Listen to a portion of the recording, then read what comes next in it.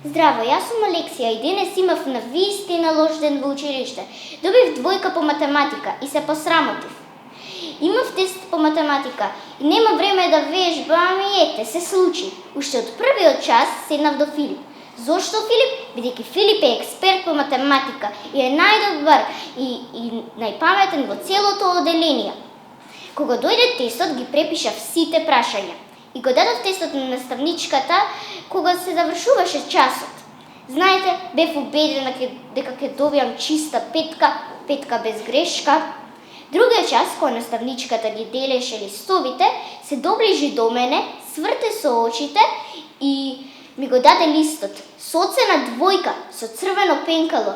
Ми рече: знаеш, не го очекував ова од тебе, да препишував. Светот ми се сруши, се поцрвенев и можев само збунето да кажам: не препишував.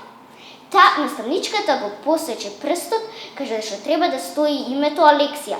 Наместо Алексија стоеше Филип со мој личен ракопис. Не знаев што да направам. Изгледа додека сум препишувала, сум го препишала и неговото име.